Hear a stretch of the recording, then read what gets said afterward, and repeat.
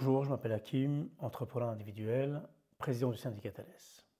Donc, j'ai monté une entreprise dans le bâtiment, elle existe toujours, c'est en 2025, où on devait être affilié directement au RSI et ils ont failli me détruire. Mais la deuxième année, ils me réclamaient déjà des cotisations sociales un peu farfelues et me demandait un provisionnel supérieur à ce que je gagnais. Donc, ces appels de cotisation, j'ai estimé que c'était des appels de cotisation bidons et qu'à partir de là, j'ai commencé un peu à creuser qui était réellement le RSI. Je creusais et j'ai fait une mise en demeure au directeur de la caisse pour lui demander ses statuts. Pas de réponse. Très bien, j'ai saisi la CADA, donc la commission d'accès aux documents administratifs, et après j'ai saisi le tribunal administratif. Et avant de saisir le tribunal administratif, à ce moment-là, j'ai commencé la caisse m'a donné les statuts. C'était la caisse de Dame Marie-Léris à l'époque, elle n'existe plus d'ailleurs. Et de fil en aiguille, en regardant ces statuts, dans son article 1, il était mentionné que la caisse a été créée par un arrêté de création. Et donc, du coup, je me suis amusé à aller voir toutes les préfectures et demander les statuts de la caisse. Et j'ai fait pratiquement toutes les préfectures de la France, ainsi que des collaborateurs qui se trouvaient en Outre-mer, notamment à l'île de la Réunion. Et on a pu constater que la caisse n'avait aucune existence légale. D'autant plus à l'époque, je pense que dans les années 2009-2010, j'avais donné rendez-vous à la préfecture de Lyon à Thierry Borne et Jean-François Vernoux, pour lequel, lorsqu'on avait, entre parenthèses, j'avais monté une page Facebook, et puis il y avait aussi les libérés de la Sécu. On s'est réunis comme ça et on s'est donné rendez-vous à Lyon pour confirmer que les caisses n'avaient aucune existence légale. De ce fait, il n'y avait pas d'arrêté de création, juste un arrêté d'approbation. Pour moi, je considérais que c'était des caisses fantômes. Pourquoi? Parce qu'un arrêté de création, cela sous-entend que c'est le préfet qui crée une entreprise de droit privé, il n'a pas les pouvoirs, et qu'un arrêté de création ne peut pas se substituer à un arrêté d'approbation. Je vous enverrai dans la vidéo l'arrêté d'approbation. Et toutes les caisses sont constituées comme celle-ci en ce qui concerne l'URSSAF et le RSI. On a créé donc du coup, les libérés de la Sécu, comment dirais-je, il y avait deux personnes, enfin trois personnes qui ont été l'instigateur de cette plateforme, avec, si je peux me permettre, grâce aux vidéos de Jean-Michel Bott à l'époque, où il faisait aussi le tour de la France et il interviewait des artisans, des commerçants, des professions libérales, toute personne pour lequel il y avait un retour négatif sur ces caisses-là. Et de fil en aiguille, on avait contesté donc ces caisses-là sur cette base-là au tribunal de la sécurité sociale. Moi, j'appelle ça le tribunal de la honte. Et ces caisses-là, de fil en aiguille, on a pu constater que dans un de ces articles,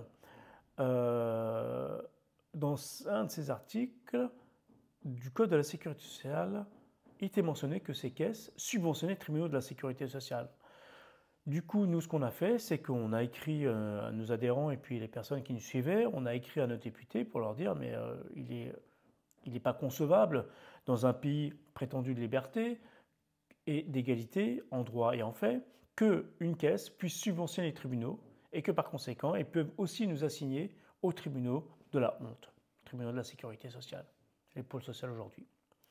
Et donc à partir de là, on a écrit nos députés en recommandé et les députés ont dit effectivement, on ne peut pas être juge et partie. Et du coup, vers les années 2016, moi j'avais écrit au procureur pour leur demander les contrats de travail du personne qui travaille au tribunal de la sécurité sociale. Il a attendu que les tribunaux ont été supprimés pour me les envoyer. Et il s'est avéré que la secrétaire à la greffière était embauchée par la caisse primaire d'assurance maladie. Et à partir de là, c'est là où j'ai pu constater que, en fin de compte, nous n'avons pas beaucoup de victoires, nous avons quelques victoires, mais on a compris la raison pour laquelle nous n'avons pas eu raison, bien qu'on avait raison avec les documents, les tribunaux faisaient main basse sur cette irrégularité ou sur cette inexistence. Ainsi que la MSA, il ne faut pas l'oublier, la MSA aussi c'est une mutuelle comme son nom l'indique, mutuelle sociale agricole, ça veut dire qu'elles doivent signer une convention entre vous, et un contrat entre vous et la caisse. Bon, étant donné que la caisse ou le gouvernement ont décidé de passer outre ces prérogatives illégaux, enfin légaux, c'est là où j'ai commencé un petit peu faire un récapitulatif et je me suis dit, effectivement, moi en 2007, ils ont failli me ruiner et j'ai trouvé l'alternative pour lequel je ne paye plus mes cotisations sociales en France. De cette découverte explosive, suite à ce parcours, j'ai fait exactement la même chose pour les caisses, la CAVP, la caisse des retraites des dentistes, et c'est le même constat. Ils sont immatriculés, mais en même temps, j'avais fait une vidéo dans les années 2010, il me semble, ou 2009, où j'ai été dans les tribunaux de commerce, car les caisses avaient un numéro de siret, mais ils n'étaient pas immatriculés au registre de commerce. Là aussi, quelques révélations que j'ai à vous faire aussi, c'est que de fil en aiguille, lorsque j'ai récupéré l'origine de la création du RSI, la caisse a été créée en 2005 avec une ordonnance de 2005. Et c'est avéré que c'est une fusion de caisses, c'était la Cancava, la Cancava et puis une autre caisse qui appartenait à l'État, et que cette Cancava